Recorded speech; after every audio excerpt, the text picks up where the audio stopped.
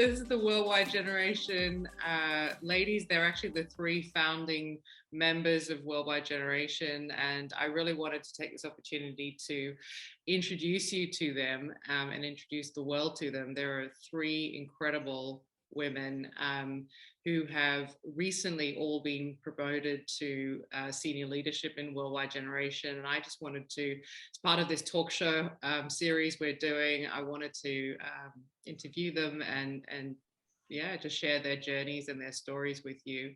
So I'll start with Dr. Tauni Lanier. Do you want to introduce yourself, Tauni? And yeah, and we'll go to the other ladies. Hi, yeah, Dr. Tauni Lanier. I've been promoted to Chief Sustainability Officer, and I have to say I'm quite proud of that, the fact that there's not a lot of women that are Chief Sustainability Officers. There's not a lot of women of color that are Chief Sustainability Officers out there. So, I mean, that really shows actually the diversity and inclusion and equality that actually WWG actually stands for, is that it's a promotion on merit, and it's a promotion on making sure that we are inclusive, because you never know where a good idea is going to come from. And having good ideas is part and parcel of what we do here. So I guess my background is varied. Insofar as that I used to be an investment banker, I'm not anymore. Yet that whole knowledge about finance and sustainability has kept with me this whole during my tenure, my whole career growth. So if anyone was to look back, and if anyone was to actually look back in my career, how my career has progressed, you've seen this bright, shiny line of sustainability, of environment and finance that goes through it, simply because I'm much more numerate than I am literate, although I'm trying to become more literate by putting together some interesting blogs that actually supports what we do here at WWG. So I've always tried to marry the academic side of what I've done, which is about the environment and climate change and sustainability, with real life, real interesting and real profound solutions. So I'm less of a let's talk about it, and I'm more like, what can I do? Tell me what I can do in 1 hour in order to move this agenda forward. That is something that I've worked to instill in anything that I do. It's about activities, it's about doing.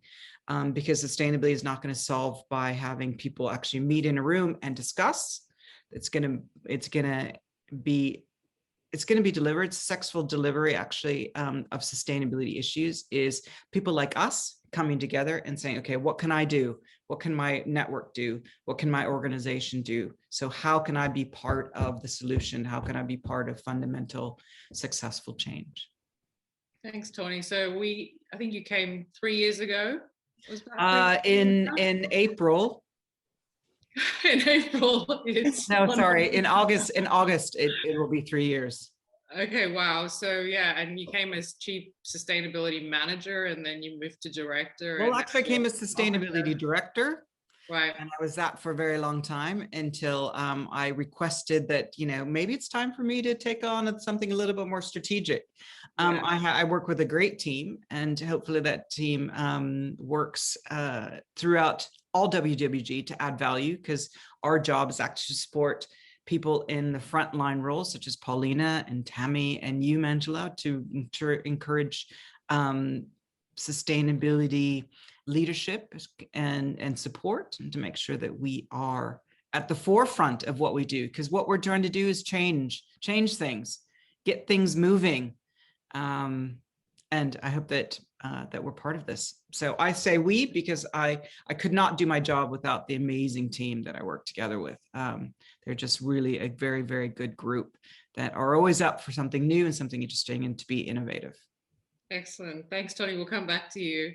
And Paulina, you are just an incredible woman. I wanted everyone to kind of really get to know you and your story. So yeah, just a little bit about what's your role now and in WWG, and if there's anything else that you want to share in that intro. Yes, so thank you so much for this opportunity. As you know, my name is Paulina Ondarza. I've been with WWG for about 3 years now. I'm currently recently promoted to customer success as a customer success manager. But my career at WWG has changed a lot since I joined. I actually joined first as a founder's office, working closely with Manjula.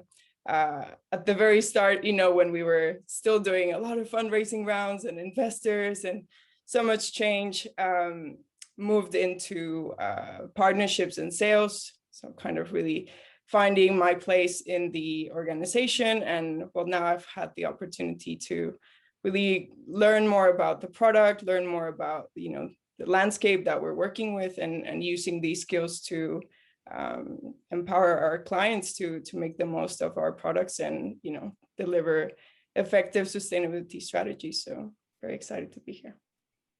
Thanks. And Tammy, Tammy is probably one of our greatest promotions, actually. So she started, she was the first WWG member back in 2016, when there was not any team. There was just me and an idea.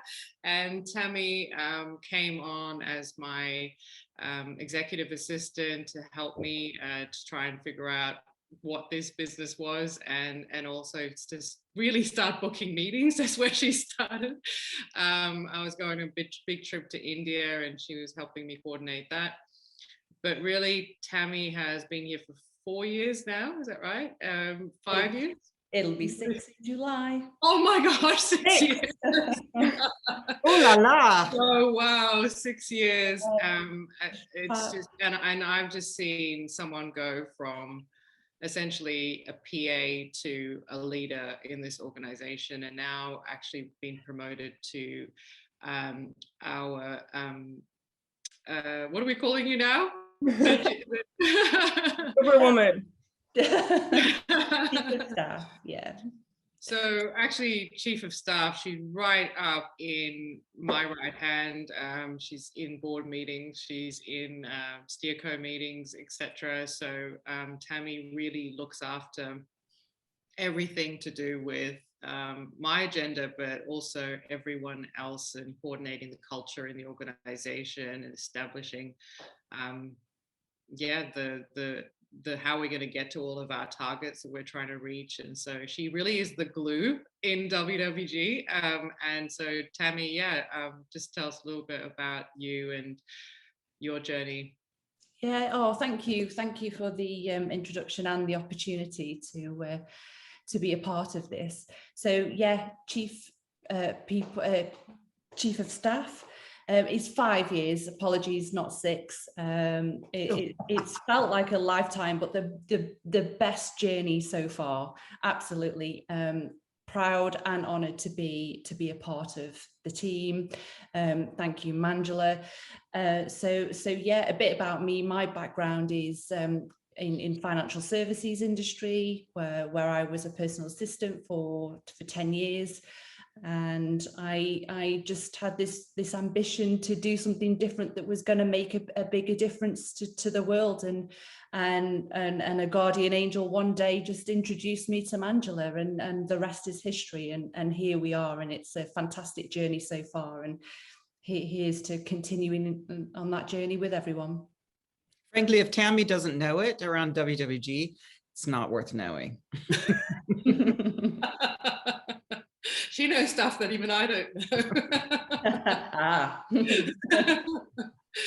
No, she really is the glue. So actually, while we stay with you, Tammy, for a bit, so just a little bit about you and your personal journey, and we've caught up on a few occasions. You've been in town halls, you've shared some of your personal journey, and really what the SDGs are is the personal journey. It's a collective of all of our personal journeys, our experience, our strengths, what can we bring as citizens to, changing the plight of the planet around. And so I just want to, just maybe share a little bit about you and your personal journey, and what brought you to, what was the thing that attracted you really to WWG? Yeah, so if I think back to my early days, I grew up as an only child, but actually I wasn't really, if I look back, an only child. My parents fostered over 15 children between them over many, many years. And that taught me to appreciate not only what I've got close to home, but also what, you know, what I could give, because, you know, I became sisters, you know, to a lot of children. You know, so that is really where it first started in terms of, you know, what that's grown me to become.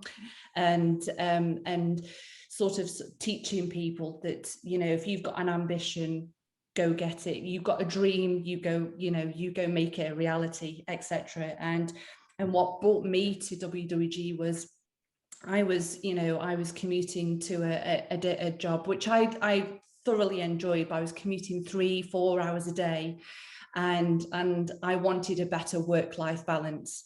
So I had an ambition to set up my own business, supporting executives in many areas to help, you know, support them, and WWG was, you know, well, landed with me, and I couldn't, you know, I wouldn't change it for the world. So yeah, it's been a huge opportunity, and yeah, just an amazing journey. Thanks, Tammy. And maybe we'll go back to Tauni. Tauni, a little bit about you, your personal journey. I mean, what I love about you is really, like, you know, even me, I'm a CEO of a fintech industry, you know, of a fintech company, which is a very male-dominated industry as well. You and I really have been, since we met, have been advocating for more women in leadership, particularly women in minority ethnicity groups, etc. And so, yeah, just share a little bit about your journey. And, you know, you also came through the banking world, which is also a male-dominated industry. And so, yeah, what was the thing that also attracted you to Worldwide Generation? Well, I wanted to be a professor. Well, first of all, I wanted to be a fireman. And then my brother, when I was 7 years old, told me that firemen, there's no women that are firemen, because that's why they're called firemen and not firewomen. So I realized that dream was actually crushed by my older brother. But I wanted to become a professor. And so that's where I threw all of my energy actually into being a professor. And then I realized that I knew I needed to figure out how to change the system from within. And the biggest voice that speaks when it comes to changing things, when it comes to the environment and social issues, is money. Money talks. So I had to cut my teeth as an investment banker in Asia, in Germany, in France, in New York, etc., and to try to figure out how can I do that within. I'm still working, actually. My whole ethos is actually still, how can I work from within? How can I help people change? Instead of being a militant activist, which I do have some friends that are militant activists, my preference is actually work from within and help people on that journey, handhold them to move toward either change of behavior or change of an idea of how can you become a solution provider. So that's kind of where I come from. So being an investment banker to where I am now, I could not have done it actually unless I was given a very good opportunity to run the Dow Jones Sustainability Index, which married my thought and my passion for the environment with the financial side of things. And without that kind of first stepping stone, I don't think that I could have been here today. I mean, there's a few, I think when it comes to leadership, whether you're a person of color or you're a woman, is to kind of identify and understand where your support can come from and identify those people that can actually help you when it comes to specific issues as well. So I have a very close knit group of friends that I call my board of directors, and more or less they are people that are from all over the planet that I've met through my career journey. And when I come up with a challenge that I don't really know how to deal with, you know, they're at the end of the phone or they're at a text. So when I do talk to women, especially that would like to get into this field, whether it's banking, whether it's finance, or whether it is on the sustainability side, and I usually tell them that first and foremost, do what you are passionate about. learn about that, and then actually get people to support you. So find your own mentors, even find your own peers that you can actually pull on their strengths and their understanding of how kind of the world works. Because you never, once again, you never know where a good idea comes from. So that's been my journey. And getting to WWG is also is a culmination of all of that. I mean, I have flexibility to actually explore things that I like to explore.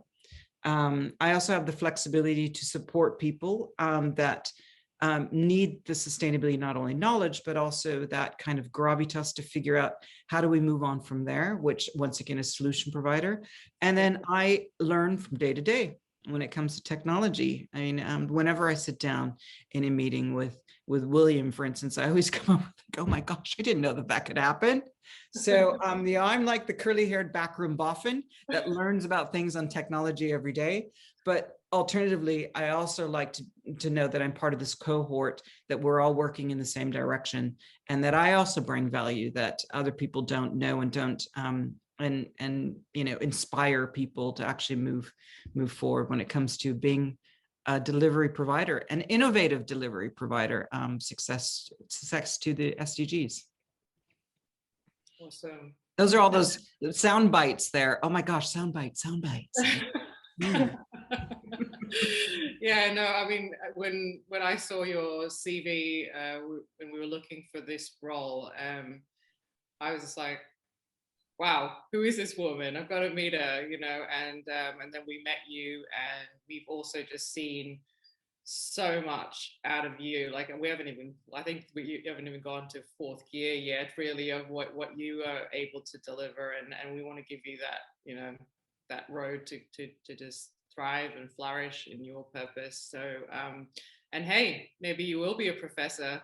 A part-time professor, maybe. Yeah. When I retire, I can become a part-time. You've got enough degrees anyway to sort that out. But I was thinking fire woman. Yes. Paulina, yeah, you've got a really fascinating story. I want you to tell everyone actually how a little bit about you and your growing up, but also how we met and how this all came together, and how you ended up at WWG.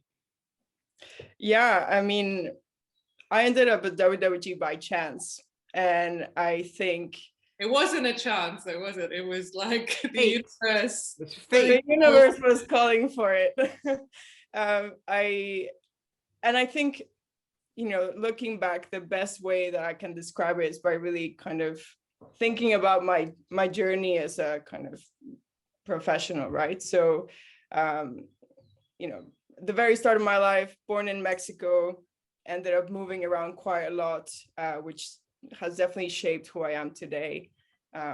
My interests definitely influenced my career choice. So I studied politics and international relations, and then I did a master's in human rights. And I think from this, I really started to think about what is my place in the world, as cliche as that might sound, or cheesy, but really trying to figure out what is it that I'm meant to do or here to do. And I think, I graduated from my master's in human rights. I started my career at the EU delegation in Vietnam, working as a human rights trainee. So it was an eye-opening experience, shifting from studying the human rights legal frameworks and the issues we have, or the challenges we have in the West, to then being in a communist country, experiencing what human rights violations could be, or the absence of the recognition of the most basic human rights. And obviously my experience at the EU was amazing, but with diplomacy, the open door wasn't going to be as easy. There's a massive kind of hierarchy to climb, a lot of red tape, because that's how it's got to be. And so I really started to think, okay, what does impact mean to me, and where are the areas where I can create most impact? So I went into policy, in the direction of policy. I thought, if I can influence policy in some way, then maybe I could also have a role to play in those outcomes. So consultancy, I started working at a consultancy based in Brussels, who now actually focus a lot on sustainability, but not at the time. And the reason that drew me to that is because it had a close relationship with the European Commission, and they were working on migration, refugee and asylum seeker policies. But with consultancy, there is no guarantee that you'll be working on the same kind of themes throughout. You know, you win tenders, you lose tenders, etc. So yeah. One day I was doing migration, the next I was doing cybersecurity, and then adult lifelong learning. So, I mean, I was becoming an expert in various topics, which was a great learning experience, but I felt my impact was a little bit diluted. So, you know, went back to Mexico, first time in 13 years since I left my home country.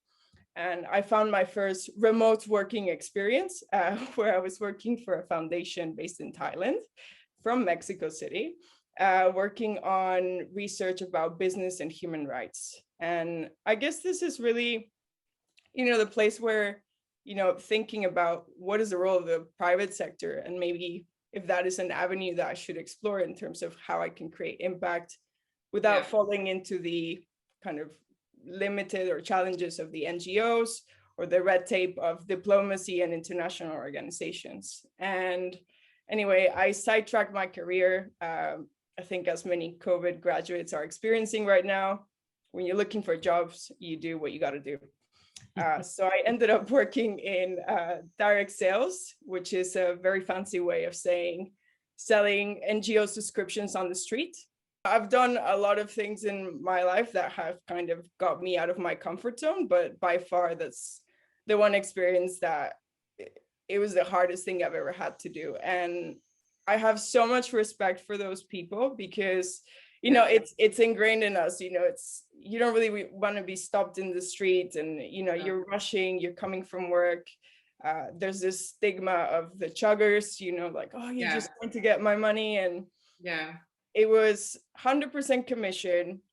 So if I didn't sign up someone, I didn't earn anything. Taking loads of no's every day. But I think I convinced myself, you know, okay, I'm doing this for the beneficiaries of those NGOs. So that is my impact. You know, I'm gonna do this for them. I'll take all the no's I have to. And I think my passion or my sincerity really came out, you know, in the way I approach these people. That I met Mike Greenwood, who at the time was an advisor to WWG. And he was coming from work in his bike, you know, outside Evans Cycles in London Bridge. And I stopped him and I was like, hey, there's this like deaf children that need your help. And, you know, would you like to like sign up for a subscription for a year? And, you know, after he signed up, he said, I really like the way you close me and I want to know a little bit more about you. And so I told him about my background. He said, okay, give me your details and I'll see what I can do. My first thought was like, okay, this is a strange man I've never met before. I don't know. Sorry, Mike. But, you know, in my mind, I was like, I don't know if this is the right thing to do. But, you know, eventually a couple of months later, I reached out to him, sent him my CV. Hey, I'd like to take you up on your offer. And a week later, he's like, hi, this is Manjula Lee. I think you guys are very much alike. I'd love to introduce you to her. I was like, okay, yes. And, you know, I was thinking, I'm just going to meet a really cool lady that has, you know, similar kind of background, similar, you know, priorities and learn from her. And Manjula writes to me, it's like, hey, we're looking for somebody. I'd like to interview you. And I came not knowing anything about blockchain or fintech. Just researching there, what are the SDGs? What is this? What is that? And yeah, I think we were very much aligned. And within 30 minutes, my life changed from selling subscriptions on the street to working for this incredible fintech.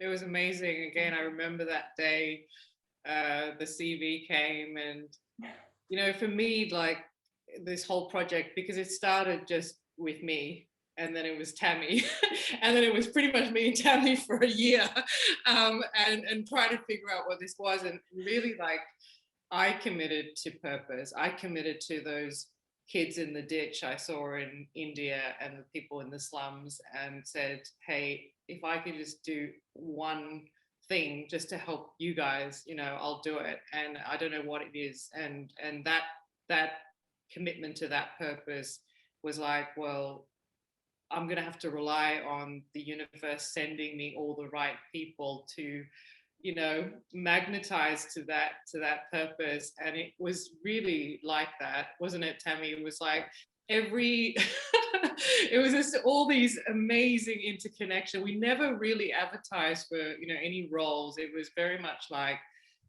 people sending people to us, introducing us. And when I saw your CV, it was like your CV spoke to me, and I could just see your story in your CV. And I was like, this girl needs to come and do something, and a platform to help you do what you're being called to do, right? And born to do. So I thought, yeah, and it was just amazing. I don't think we've hired anyone that fast ever. But I was also so under the pump. I was like, hey, can you just come with me? I don't even know what this job is, but you have to do take notes, business plan, do this, do that.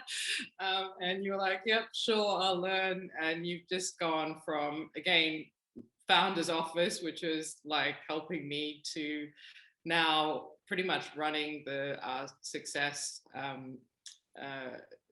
division, which is really at the forefront and front line of helping our clients and partners on board onto the system and walking that journey with them to peak performance, right? So what a superstar. And well, you can still sell subscriptions. it's just upsell, cross-sell, renewals. Just a different, one of these things that I worked on, because I just got done with a leadership course, and I found it interesting, to say the least. But one of the things that I think, Paulina, from all the people I know, you kind of encapsulate what I think about education when it comes to women who actually want to be in this field, is that, education is what you make of it. So it's, what your effort, what your impetus, what your passion is when you put into education. Education doesn't happen to you. You inspire the education within yourself. But then there's another element that I like to add, is also, it's all about listening to and continuing learning, and then leading. So, a lot of people think that leadership is, when you get to Manjula's level or my level, that's when leadership kind of happens. And that's not the case at all. Actually, leadership can happen, when you start your job, you lead your career, actually, you lead your career from a very personal point of view. But I think the beauty of WWG is that also people in different roles within the organization also can lead in what they do. So when I'm in a meeting with Paulina, I always feel like I'm learning something new too when it comes to the success. Granted, I'm not really a salesperson. I'm more of like, here's the information, take what you will. But I really, you're a doctor. You just prescribe. That's like, this is it. I really feel that Tammy and Paulina, as colleagues of mine, they bring a leadership element that I really like to emulate. Is that, like I said, when Tammy doesn't know it, it's not worth knowing. So, I take her lead on stuff. Same thing goes with Paulina. Manjula, you are my boss. So, I expect you to help to guide me in what I do. But, the message that I'm trying to say is that leadership comes from wherever. And I think that you have found, Manjula, a great team that actually takes that to heart and also moves that forward, not only in their personal life, but also within the job, which is quite inspiring, actually.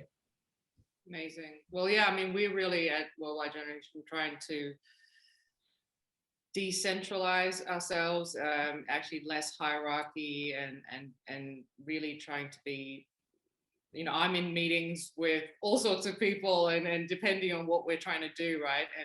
And there's no real hierarchy between me and any of the junior people. Even our interns get to spend time in meetings with various different leaders in the organization. As you said, leadership is not about your seniority. It's actually, how are you leading from within, you know, and what steps are you taking personally in your different roles, so to take initiative. And so yeah, no, I love working. We're so blessed with this team, and it's keep us on growing. And so I guess just a quick one to finish off is from each of you, you know, you all, the reason I really created this interview was that you all kind of came from, started the layers, right? You started from almost the bottom up. I did too, by the way. You know, I really started from the bottom up, worked my way, learned, experience, went through a lot of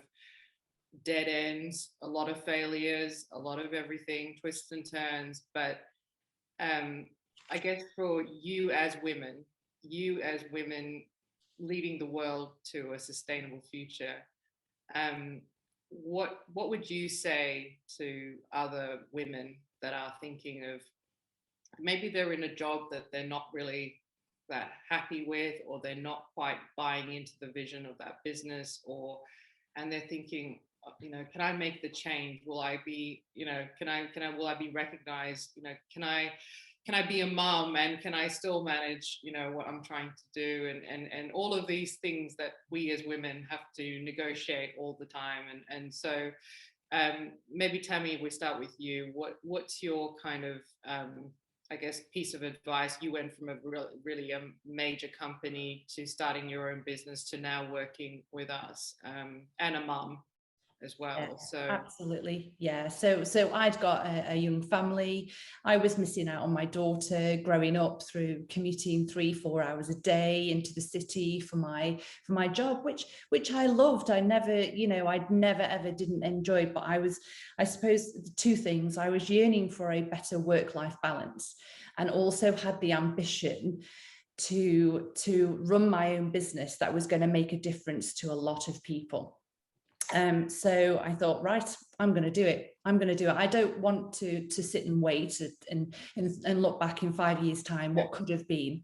It was worth the risk, and it was worth the risk because I had the right people around me supporting and believing in what I could do. But you've got to believe in yourself as well. It's got to start with, you know, believing in yourself that you can do something. If you've got an ambition, go do it. If you've got a dream, go catch it. And you know what? If it all goes wrong, you haven't failed. You have opportunity to tweak and make it better. You'll learn even more. You'll learn from your mistakes, and that is okay. That happens in business every single day. So, you know, so to experience that along the way is healthy, and it's fine. So if you've got an ambition, go catch it. Don't be scared. Thanks, Tammy.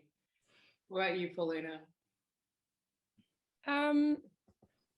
I think for me, what has really kind of led me here has just trusting myself, having, you know, a very clear idea of what I want to achieve, even if I don't know exactly what that looks like, and pursuing it. And I know that, you know, often when you see, you know, anyone who would see my CV without knowing my story might see, okay, she's jumped around a lot. She's done all of these things. What is she doing? But I really feel like trusting myself, all of those experiences have accumulated. They have given me exactly what I needed at the right time, so that today I can do the job that I'm doing.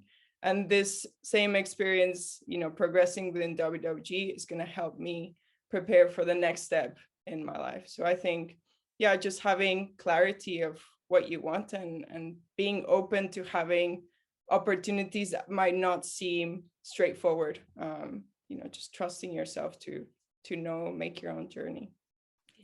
I think you know, my advice to other leaders in other organizations is that to see through the CV and hear people's stories, because actually there's a lot of transferable skills. And so if actually on a piece of paper, you know, Paulina, you may not have necessarily been the right fit for WWG or had the right experience, but I could see through that. And actually you have been an incredible example of someone who had lots of varied experiences, but actually when you put that all together, you were on fire, and look at what you've done and achieved, you know, in this organization. And so that was sort of also what I have taken as a learning for me as a leader and as a you know, leading an organization. And I'd encourage other leaders, particularly male leaders, to look at what's coming through, and actually pick through, you know, advise your HR departments to really understand people's story and what their story means to your organization and your values. And so, no, thanks for sharing that. So yeah, Dr. T. I love that Tammy and Paulina kind of put a big picture on it. You know, this is, you know, love what you're doing, take the risk. Paulina is about, I am what I am because I trusted myself. So if a young woman was actually to see this video, those are all fantastic starting points. I'm going to get down to what can you do today? So today I say, if you want to be in this field, or gosh, for any field, is that listen to what the field is actually talking about. Continuous learning. So I don't care if you have a PhD or postdoctorate or a master's or whatever, but continuous learning is what you make of it. You continuously learn. And then to lead. And leadership can come from a variety of different places. I mean, I forecast that this new hiccup that we're going through with the pandemic, there's going to be a whole host of different types of leaders that are going to rise to the top. It's not going to be the traditional ones we've always seen. It's going to be those people that take the initiative and to lead in a variety and innovative ways. So you, as a young woman, want to be in this field or in any field, those are three things: is listen to what the field's saying, continuous learning, and to lead. Find a way to lead. And not just young women, right? Because, well, you did ask the question about young women, right? Oh, no, but I was just saying women in general, right? Because actually, even women that have had children or may have even left or retired, they're like also thinking, you know, can I really pivot my life? Can I really change? Can I really do, you know, what's my legacy going to be? And can I do stuff? You know, I'm seeing even my mom, who's just retired in her 70s, change her life, you know, and doing stuff that she probably never got to do. And she's just, you know, an inspiration to me. And I think that was my encouragement, is actually, you can change, pivot at 30, 40, 50, 60, 70, right? I mean, it does not matter. And really the world right now is in trouble. You know, the planet's ill. People are literally ill due to COVID, you know, social, economic, and environmental systems are broken. We as women are life givers, you know, we're nurturing, we build trust, we have qualities that our male counterparts don't necessarily have, and that's a good thing. We bring different strengths to the table. And really, if we're going to advance the SDGs, we're going to deliver them, it has to be on an equal basis. We all have to bring our strengths to the table. We all have to bring our stories to the table. We all have to bring our experiences, and no one is left behind. That's what the SDGs say, right?